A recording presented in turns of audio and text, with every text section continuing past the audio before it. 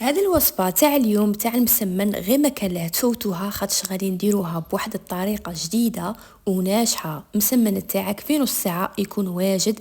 ما عليك غير تدعميني باللايك والبارطاج وديري لها حفظ على بالي بلي يجي النهار وتسحقيها. نبدو بسم الله على بركه الله.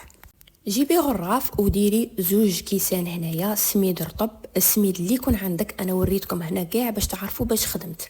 وزوج كيسان ماء من الحنفيه عادي، ما يكونش حامي، يكون نورمال. ونخلطهم بالميكسور مليح ونحطهم هنايا في القصعه، نفرغهم كاع هكا في القصعه.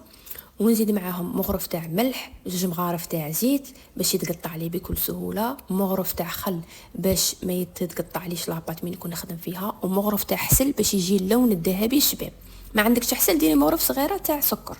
ونبدا نلم هنا بالفارينه، راني مريتكم حتى الفارينه. المهم باش ما تقولوليش لا انت خدمتي بهذا شباب وهذا منا وهذا منا، خاطرش عجبتكم الوصفه تاع المحاجب وقالوا لي كاع عاودي ديري لنا مسمن ساهل ماهل. قلت لهم ما كاش مشكل، كاين بزاف انواع تاع الطرق ساهلين. نلمها كيما هكا ناشفه الشيرات، ما تلموهاش طريه، ناشفه تكون ناشفه. راني نقول ونعاود. نجيب هنايا بورصه نكون درتها في الماء غالي وندهنها هكا بشويه زيت باش ما يلصقليش في هذا الساشي.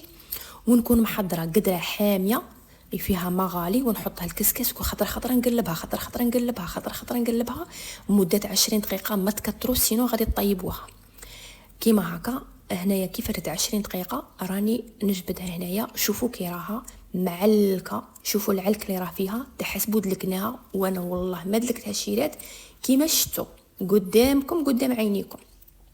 ونجي هنا نقرصها. هنا تاني ما تخلوهاش تريح ربع ساعه وبدي تخدمي فيها، سينو غادي تلقيها طالقه بزاف وما غاديش غادي تغبنك.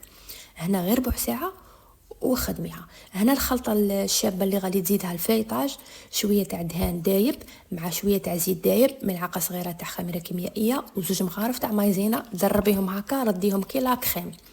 وهنا بعد ما ريحت لي لاباط غادي نجي نحلها هنايا. تنحل معايا بكل سهوله، ما تخافوش كاع منها، ما تغبن ما والو. شوفوا تنحل ما تقطع ما والو. ونجي نحط هذيك لا كريم اللي كنت وجدتها هذيك، وندير معاها شويه تاع سميد رطب تاني هكا من الفوق باش يعطيها فيطاج شباب.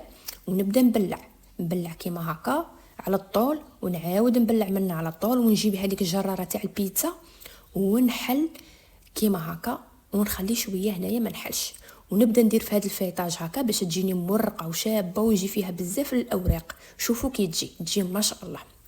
نخليها تريح غير واحد ما با 5 دقائق ونبدا نحل فيها. ونكون دايره الطاجين على نار متوسطه وندير لها شويه زيت هكا من الفوق ونطيبها في الطاجين كيما هكا.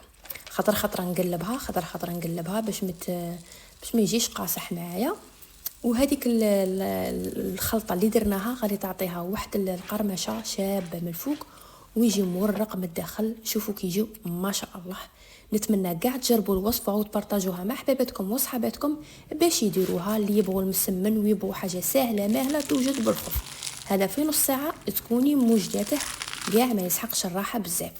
وهذه هي درت لكم كاساتي، ان شاء الله تكون عجبتكم الوصفه. لكاع الناس اللي قالوا لي عجبهم المحاجب وقالوا لي عاودي لنا وصفه سهله ماهله للمسمن، راني لبيت لهم الطلب تاعهم. شكرا، مع السلامه.